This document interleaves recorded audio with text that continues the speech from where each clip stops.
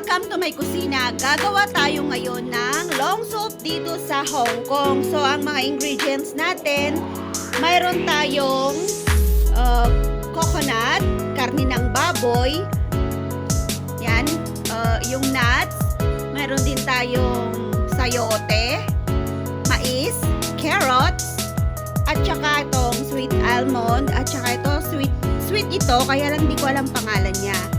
So, ang unang-unang po natin gagawin, syempre, hinugasan ko na po ito lahat at hiniwa ko. And, nagpakulo na rin po ako ng tubig dito gamit ang kawali. So, mayroon po tayong, ayan, kalahating tubig. Dadagdagan po natin to kasi kukunti pa lang. So, nagpakulo na po ako sa takuri namin para mas madali. So, dadagdagan po natin yung ating tubig. Kailangan po maging 3/4 para pag kulong-kulo na yung ating sabaw kasi lulutuin natin ng 1.5 hour. So, kumulo na rin po to, pwede na nating ilagay itong mga ingredients natin. So, uunahin natin itong karne at saka itong coconut. So, lagay na natin. So, unahin natin ilagay yung karne ng baboy. Yun, dinilyot ko na po to, pinakuloy ko yung tubig, tapos inilagay ko tong karne para maalis yung lansa niya at saka yung dugo-dugo. So, isusunod po natin yung kanyang nyog. Yung bunga po ng nyog, inalis po nila yung kanyang balat. Ayan, hiniwa-hiwa ko na rin kanina, buo po to na binili ni Amo. Siya po yung namili kahapon. So, after nun, isusunod natin ito, yung sweet almond. So, tanggalin ko po yung tubig. Yan. Tanggalin natin yung tubig. So, ilagay na natin lahat dyan. At saka, lagay din natin tong nuts. Yan. Tinanggal ko na rin po yung kanyang balat. And, ilalagay na po natin lahat ito. Yung mais. Yan. Tapos, hintayin nating kumulo. Pakuluan ko po siya ng 20 minutes ng malakas na pagkulo. And then, hihinaan ko na po siya. Ilo-low fire ko siya at saka lulutuin ko siya ng 1.5 hour. So, kunti na lang po yung matitirang sabaw niya mamaya. So, ipapakita ko po sa inyo yung finished product natin. O, tignan nyo, 3/4 lang po yung nilagay ko, pero mapupuno na po yung kanyang tubig kasi marami po tayong ilalagay na mga ingredients. So, andyan na po lahat yung ingredients natin. So, ang gagawin po natin ngayon ay takpan natin. And then, hintayin natin kumulo ng kumulo-kulo hanggang 20 minutes po yan. So, hindi po natin siya iiwanan hanggat hindi siya matatapos yung pagkulo ng 20 minutes. So, ita-timer po natin. So, ita-timer ko po siya. Yan. Pindutin natin ng 20. Yun, 22 na siya. So, bawasan natin. So, ayan na po. 20 na po siya. Hintayin natin kumulo ng kumulo until ma-finish po yung kanyang 20 minutes na pagkulo dito ng malakas. Yan, yung talagang kulong-kulo siya. After 20 minutes, pakukuluan na naman natin siya ng 1.5 hour and the low fire para hindi po siya matuyot. Mga 60, ganun. Kasi ngayon, naka 160 po tayo. So, hihinaan ko po siya ng 1,000 mamaya. So, ayan na siya, oh. Nag-start na siyang kumulo. So, masarap po ang long soup dito sa Hong Kong. So, kung gusto nyo pong gumawa, itry nyo po sa inyong mga amo, sa bahay ng inyong mga amo. Madali lang po siya. Sasabihin nyo lang dun sa nagtitinda, sabi nyo, pabili po ng soup, yung may karne. Kasi, iba yung may karne, iba yung walang karne. So, bahala na po yung nagtitinda kung ano yung ibibigay sa inyo na lulutuin yung soup. Kasi ako ganun yung sinasabi ko. Mayroon kasing mga gulay. Ito, yung mga gulay, mayroong mga gulay na patok ngayong winter, mayroon namang gulay na patok pag summer. So, sila po yung nakakaalam. So, sasabihin nyo lang doon o kaya isusulat ng amo nyo kung alam ni amo nyo yung pangalan. So, bahala na po silang magbigay sa inyo ng ingredients. So, i-update ko kayo mamaya ulit pag konti na lang po yung kanyang sabaw. Kasi matagal po yan eh. See you later! Ayan, kumukulo na po siya ng malakas at malapit na rin pong matapos yung 20 minutes. So, hihinaan na natin siya.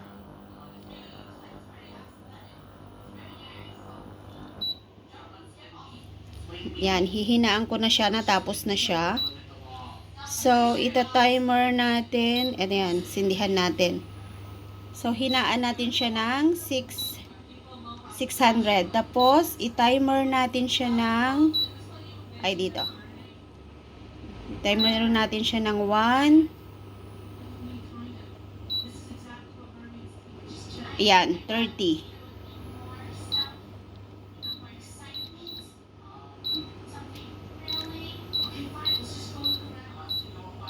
Oh, 1 in 30 hour.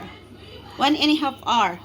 So, mamaya, balikan natin yung finished product ng ating soups. So, eto na po yung pinapakulo natin ng 1.5 hour. Ayan, 1 hour na siya, nakakalipas. Nakita nyo naman, konti na lang po yung kanyang tubig. So, kalahating oras pa yan na papakuluan natin. So, buksan natin. I-try nating tignan. Baka dumikit yung pinakailalim. Kung minsan, haluin din natin yung pinaka-button niya. Yung pinaka-ilalim kasi baka dumikit. Yan, ganun po yung ginagawa ko kasi kahit maraming sabaw, kung may dumikit dun sa ilalim, mapait po siya. So, tingnan nyo naman, sarap. Ang bango nung coconut. Grabe. So, kalahating oras pa po yung hihintayin natin. Then, itatry na nating humigop ng masarap na sabaw dito sa Hong Kong. Masarap pong humigop ngayon dahil winter. At medyo papalamig na naman yung panahon dahil magcha-Chinese New Year na naman next month. So, medyo tumaas po yung yung lamig niya. So, yan po. Ilang minuto pa, mayroon pang 29 minutes. So, pag natapos na po yung 30 minutes, ayan, pwede na nating higupin yung masarap na sabaw. Ang sarap po nito, paborito po nila itong sabaw na to kasi matamis siya. Lalong nagpapabango yung coconut niya, tapos may mais. Tapos manamis-namis yung kanyang carrot. Tapos yung kulay brown na nilagay natin. So, ang sarap po talaga nito. Dati nakakadalawang bowl lang sila. Pagdating nila, iinom sila. Pagkakain, iinom na naman sila. Pagkatapos kumain, iinom na naman sila. So, kailangan po, marami talaga yung lulutuin kong sabaw. Dati, maliit lang yung kaldero namin. Ngayon, medyo bumili po siya ng mas malaki. Yan, tignan nyo. Mas malaki po yung kaldero namin ngayon. Yan, laki-laki ng kaldero namin. Tapos, ang lutuan pala namin ay electric.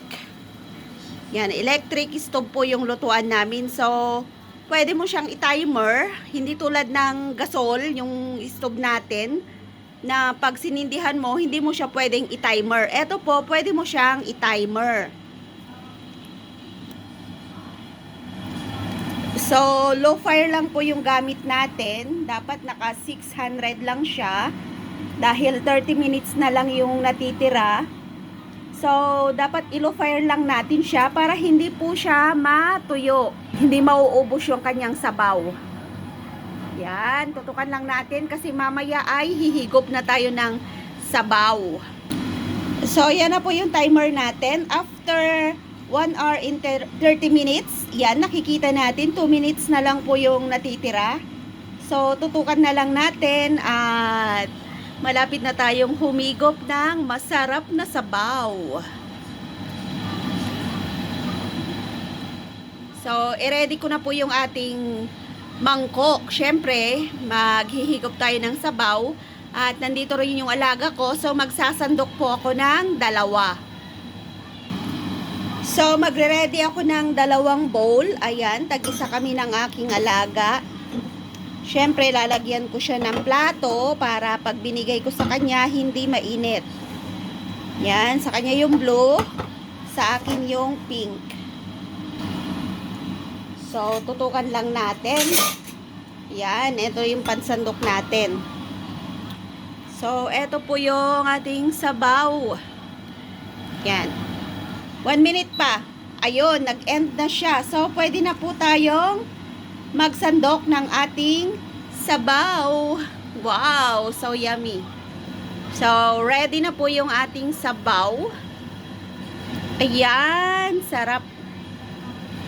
So, kukuha tayo ng ating hihigupin.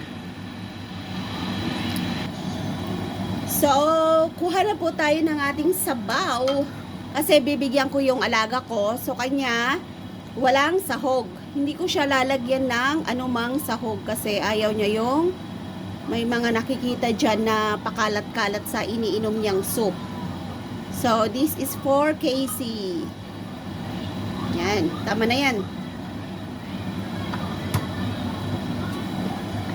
So, magsasandok din tayo ng inumin natin. Siyempre, ako, gusto ko ng carrots.